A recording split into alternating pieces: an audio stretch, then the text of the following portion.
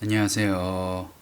머니가 머니 보물보배 경매 두 번째 강의 시작하겠습니다.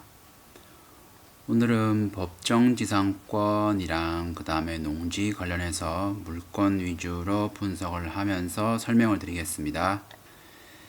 일단 이 물건은 여기 보시면 대지고요. 위치는 경기도 화성시 우정읍 이고 지금 2차까지 떨어졌죠. 지금 70%씩 수원지방법원 같은 경우에는 70%씩 떨어지거든요. 그러니까 1차에서 떨어졌으면 1억 2,700에서 70%인 8,900, 또 이거에 70%인 6,200, 77에 49니까 6,237만 3천원, 이게 최저가입니다. 네, 입찰 보증금은 623만 7,300원 이상만 봉투에 넣어서 입찰 보증금으로 제출하시면 입찰을 하실 수가 있고요. 이 6,200 요 금액이 최저 입찰가예요. 이 금액 이상으로 쓰셔야 됩니다. 물론 뭐 1억 3천원 쓰셔도 되고 뭐 9천원 쓰셔도 되고, 이거 같은 경우에는 484제곱미터 446.4평 대지, 지목은 좋죠. 성장관리권역, 가축 사육 제한구역, 계획관리지역, 계획관리지역, 용적률 20%, 건폐율 40%, 반대로 얘기했네요. 이 지역 괜찮아요, 이거. 메타 제곱당 26만 3천원, 이거 감정가예요, 감정가. 여기 또 보시면은 이게 법정지상권 성립 여부 불분명했잖아요. 대부분 법원에서는 이런 법정지상권에 대해서 뭐 성립 가능 여부는 항상 낙찰자, 입찰자에게 그 책임을 넘겨요. 본인이 책임을 지지 않아요. 왜냐하면 나중에 법적인 문제가 생길 수 있을 때 그 책임 소지를 불분명하게 해야지, 뭐 이거는 법정지상권이 있다, 이거는 법정지상권이 없다 확정을 하면은 거기에 따라서 또 입찰가도 많이 달라지고, 나중에 법적인 분쟁이 생겼을 때 그 책임을 회피하기 위해서 법적인 거는 불분명하게, 이거는 다 입찰자인 사람들이 다 판단을 하시고 결정을 하셔야 되는 거예요. 이게 법정지상권이 있냐 없냐는 제가 저번 강의 때 말씀드린 것처럼 수원에 국토지리정보원이 있어요. 그래서 현장에서 이게 몇 년도에 건물이 들어섰는지 안 들어섰는지 그거를 확인하실 수가 있고요. 근데 수원이 멀잖아요. 그래서 이 방문하시기 전에 온라인으로 또 항공사진을 확인하실 수가 있어요. 국토정보 플랫폼이라고 해서 글로 들어가셔서 먼저 확인을 하시고, 법정지상권 나중에 법적인 분쟁이 생겼을 때, 국토지리정보원 가서 그거를 또 출력을 하시면 돼요. 그리고 뭐 추가적으로 설명을 드리자면은, 농취증을 저번 강의 때 설명을 드렸는데, 건물이 있으면 농취증 발급이 어렵거든요. 그래서 1973년 1월 1일 이전에 만약에 건물이 있으면 농지법이 적용이 안 돼요. 그 이후에 농지법이 있어서. 그래서 농취증이 불필요하고요. 그리고 이게 김대중 대통령 정권 때 그 장사법으로 묘가 15년이 안 되었으면 묘지를 강제 이전이 가능해요. 요거는 그렇고, 남의 땅에 묘지가 있으면 또 지료를 내야 해요. 이건 뭐 소송을 통해 가지고 이런 받을 수 있는 거죠. 법정지상권을 또 추가적으로 설명을 드리자면은, 관습법상 법정지상권이 있고 그 다음에 그냥 법정지상권이 있어요. 관습법상 법정지상권을 만약에 요건을 설명을 드리자면은 한 네 가지 정도로 요약해서 설명을 드릴 수가 있는데, 첫 번째로 토지와 건물 어느 한쪽 또는 양쪽에 그때 그 당시에 근저당권이 설정이 되어 있어야 해요. 그리고 두 번째, 근저당권이 설정된 시점에 건물이 당연히 존재를 해야 되고요. 그 다음에 세 번째, 경매로 매각되는 시점에 토지와 건물의 소유자가 동일인이어야 하고, 만약에 또 네 번째는 또 경매를 통해서 토지와 건물의 소유자가 달라져야 해요. 근데 환지 처분으로 토지와 지상 건물의 소유자가 달라지는 경우는 지상권이 성립을 하지 않아요. 또 아까 말씀드린 것처럼 관습법상 법정 지상권은 처분 시점에 건물이 존재해야 되고, 그 다음에 처분 시점에 건물과 토지 소유자가 일치해야 되고, 소유권 변경 사유가 이미 경매의 다른 원인이 돼야 돼요. 예를 들어서 뭐 매매, 증여, 상속, 대물 변제로 인한 뭐 공유물 분할, 강제 경매, 공매 등이 있겠고요. 그다음에 또 건물 철거, 포기 특약이 없어야 해요. 근데 관습법상은 특약이 유효해요. 또 지상권에 대처를 하려면은 대처하는 방법으로는 이걸 제가 경매 그 강의 때 한 2강 때 아마 법정지상권에 관해서 자세히 설명을 드렸는데, 또 추가로 다시 한번 설명을 드리자면은, 지상권 소멸 청구권 기간은 화해나 채권에 의한 지료가 결정이 된 다음에 그 2년이 아니라 지상권 성립 시점부터 합산해서 2년이면 좋게요. 그래서 법정 지상권 성립 시점부터 2년이 지나도록 지료를 안 주면은 지상권 소멸 청구권을 할 수가 있어요. 그래서 내용 증명을 통해서 지상권이 소멸됐다고 이거를 건물주에게 통지를 하면은 별도 수당 없이 소멸이 되는 거예요. 단 이게 그러니까 지료가 결정이 안 된 채 2년 이상 연체된 것은 소멸 청구권이 성립이 안 되는 거예요. 이거 유의하셔야 되고, 그다음에 법정지상권의 물권 대처는 어떻게 해야 되냐? 이건 뭐 비슷한 내용인데, 그러니까 뭐 실제적으로 뭐 토지를 낙찰 받아가지고 건물주에게 파는 거고, 이 건물주가 충분하게 경제력이 있는지 없는지,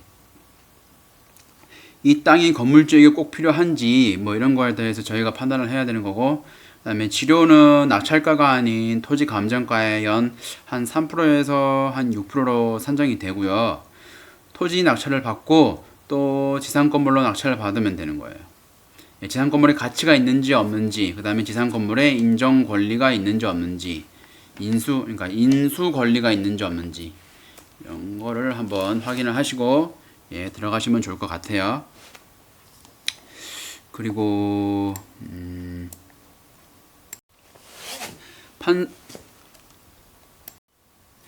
그리고 또 법정지상권을 만약에 법정 소송까지 들어갔으면 판사가 조정을 압박을 해요. 거기 법원에 가면.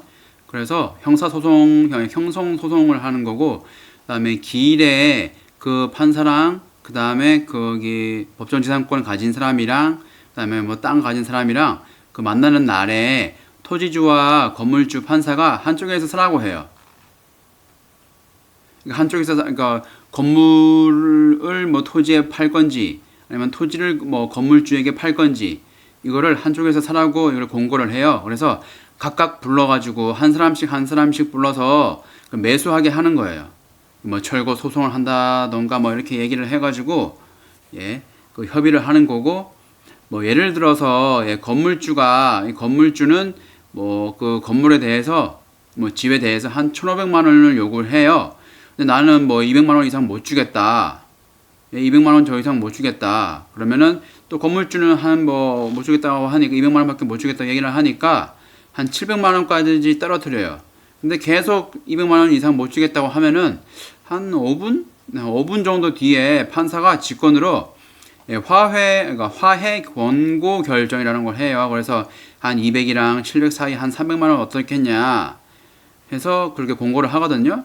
근데 만약에 이의 신청을 해야 되는데 만약에 이게 도저히 성립을 못하겠다, 도저히 인정 못하겠다고 하면은 이의 신청을 하는데 이의 신청 안 하면은 그냥 그대로 진행이 되는 거예요. 이런 과정이 있다는 것을 염두에 두시고 법정지상권 있는 물건을 들어가시면 좋을 것 같습니다. 그리고 이 물건 같은 경우에는 제가 경매 다니시는 거기 뭐 법무사분도 배우시는 분이 계신데 알려주시는 분이 계신데 이거는 한 49% 지금 한 34%까지 떨어져야 된다고 말씀을 하시더라고요. 이 물건 같은 경우에는 크게 뭐 메리트가 없다고 말씀하시는데 이런 게 있을 것 같아요. 이 지역에 만약에 화성시 우정에 만약에 뭐 개발 뭐 호재가 있다라고 하면은 지금 들어가셔야 되는 거고, 개발 호재가 없다고 하면은 법무사 분이 말씀하신 것처럼 한 34%, 왜냐면 법정지상권이 있는 물건이니까 그때 미만으로 해가지고 들어가시면 좋은 물건일 것 같아요. 근데 이 물건 같은 경우에 보니까 예전에도 한 이규영 씨랑 이은정 씨, 노나리 씨가 그러니까 3등분을 해서 한번 경매 물건으로 나온 것 같아요, 보니까. 그래서 세 분이서 공동 지분으로 해서 낙찰을 받으셨는데 뭐 협의가 안 됐는지 해서 다시 경매로 날리는 것 같아요, 이거 같은 경우에. 네. 다른 물건을 보실까요? 위치가 어딘지 한번 보실까요, 그러면?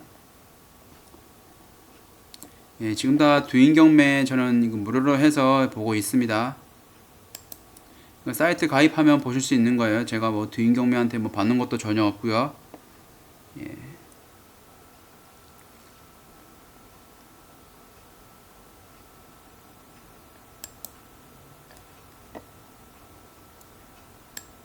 예, 도로를 끼고 있네요. 예, 위성 지도 클릭하시면은 좀 더 자세하게 위치가 어딘지 확인하실 수가 있어요. 예, 석천 초등학교 인근에 있습니다. 예, 여기 위에 또 묘가 있네요. 그러니까 일본 같은 경우에는 묘나 이런 거를 공원에다가 설치를 하고 해서 상당히 좋은 건데, 우리나라는 약간 묘 이런 거를 기피 시설로 생각을 하고 있죠. 일본이랑 우리나라랑은 좀 문화가 반대인 것 같아요. 지적 편집도 클릭하시면은 예, 이런 거는 계획 관리죠. 예, 보이시죠? 색깔마다 틀려요. 이게 보시면 보전관리지역, 농림지역, 예, 이런 거는 농림지역이고, 이렇게 약간 황토색은 계획관리지역이에요. 계획관리지역 보이시죠? 예, 우정산업단지 인근에 있습니다.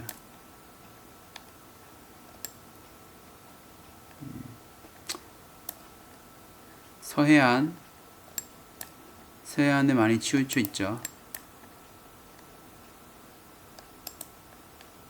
거리뷰 보시면 이거 같은 경우에는 거리뷰가 찍힌 거는 여기 이 도로를 지나가는 거는 안 나오고, 여기서 보시면 최대한 근접하게 한번 보실 수 있는 거는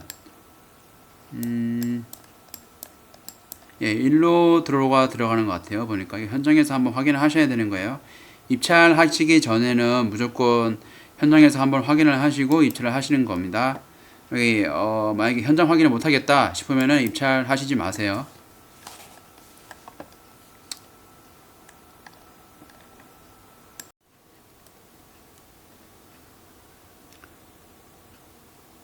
또 추가적으로 다음 지도에서 보면,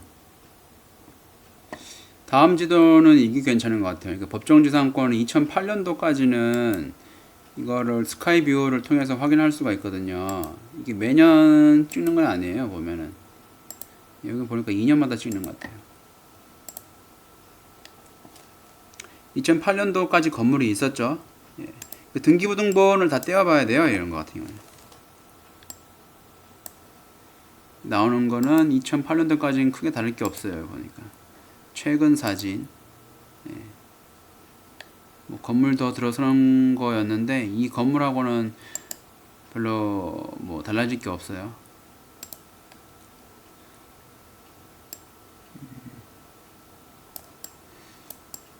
위치는 괜찮은 것 같은데요, 보니까.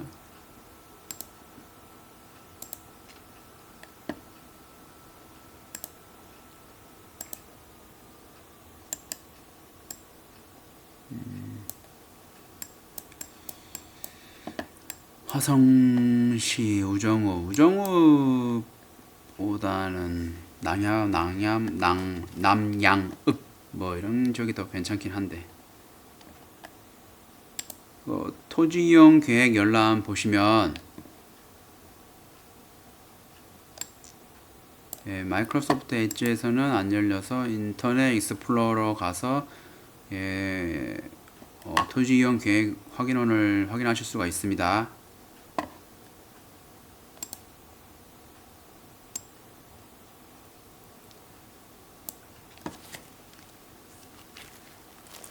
예, 좀 늦네요.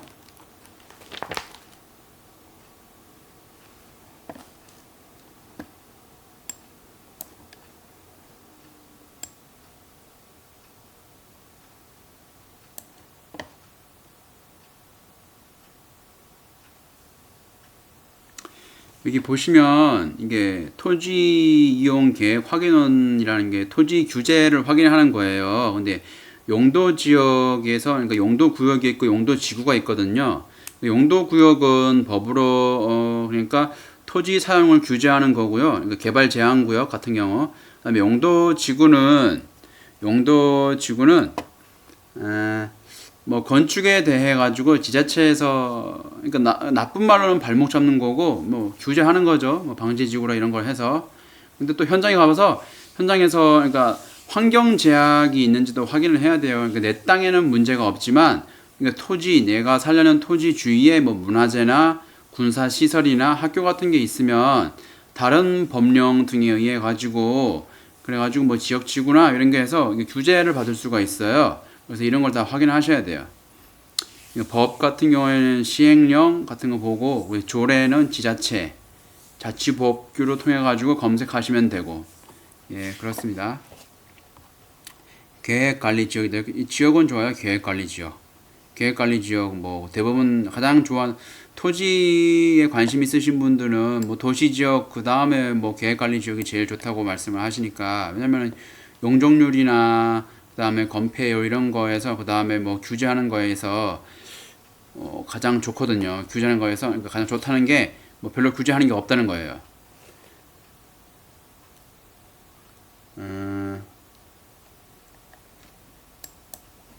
보기 힘드시면은 이거를 이 도면을 600 정도로 변경을 해서 확인하실 수가 있어요.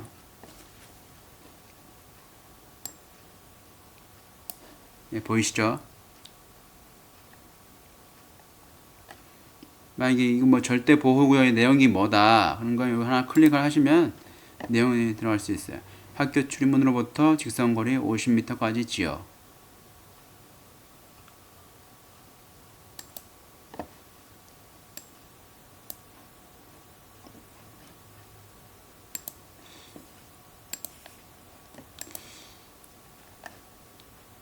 네, 오늘은 여기까지 강의를 마치고요. 예, 다음에도 또 다른 뭐 물건을 통해서 강의를 하겠습니다. 예, 머니가 머니의 보물보배였습니다. 예, 감사합니다.